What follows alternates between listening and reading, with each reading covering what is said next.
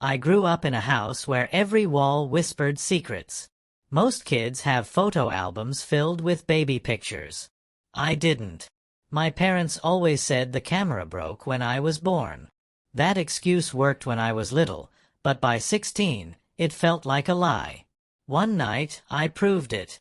I was looking for wrapping paper in the basement when I found a locked trunk shoved under old boxes.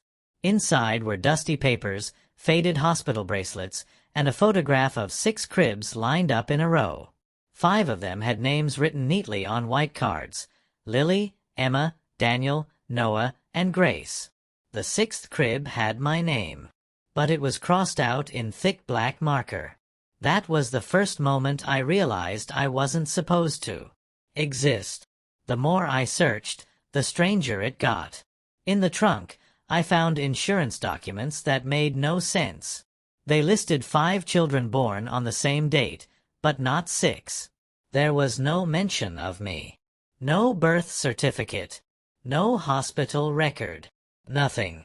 I wasn't the forgotten child. I was the erased child. That night, I couldn't sleep.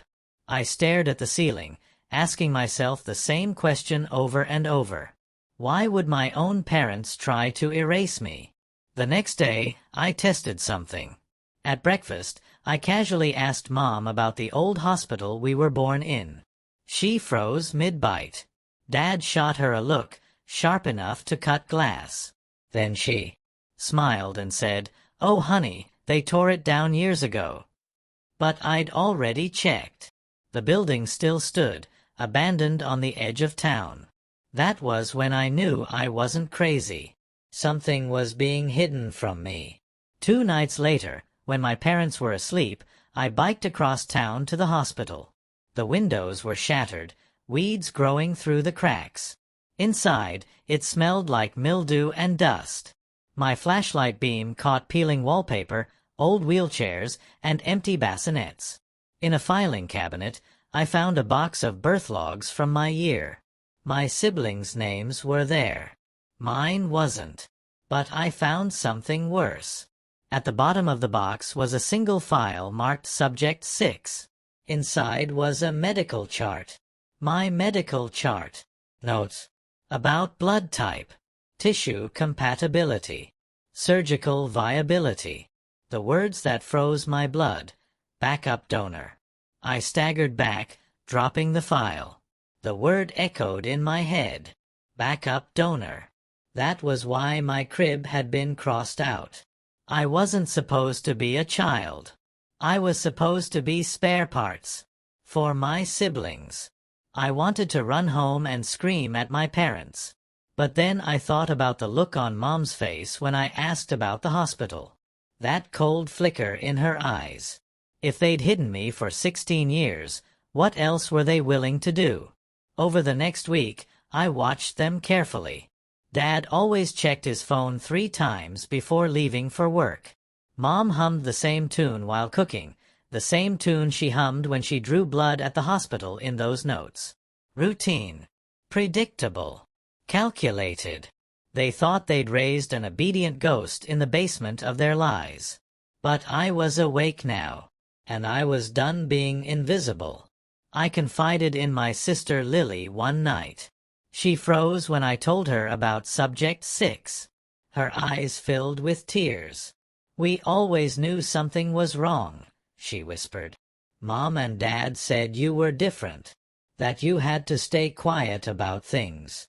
"Quiet about what?" I asked. She leaned closer. "About where you really came from." Before I could ask more, footsteps creaked in the hallway. My mom's voice. "What are you two whispering about?" We both jumped. I muttered, "Homework," and Mom stared for a long time before shutting the door. That stare told me everything. She knew I was starting to remember. From then on, things got worse. I'd wake up to find my door unlocked. My things slightly moved. Notes missing from my drawer. One night, I woke to the faint sound of my mom humming.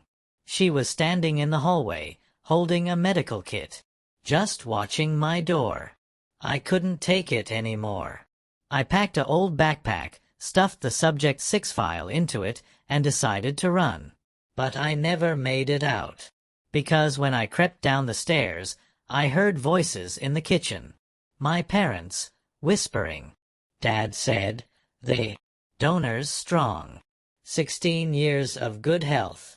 If Lily's kidneys keep failing, it's time." My heart stopped. They weren't planning for someday. They were planning for now. I ran. Out the back door, into the woods, through the dark until my lungs burned. I didn't know where I was going, just away. But even in the trees, I swore I could hear her humming. I made it to my friend's house at dawn. Showed him the file. He didn't believe it at first, until he saw the crib photo with my name crossed out. His parents called the police. But when the cops showed up at my house, the trunk was gone. The basement scrubbed clean. My parents smiling like nothing had ever happened. No evidence. No crime. Just my word against theirs. The social worker told me, sometimes kids make up stories when they feel neglected. But I wasn't neglected. I was harvested. That was 6 months ago. I live with my aunt now. My siblings still text me, secretly, telling me they believe me. That they remember the basement tests. The needles. The excuses. And sometimes, late at night, I hear it again. That same lullaby, hummed under my aunt's door. They haven't let me go. Not yet.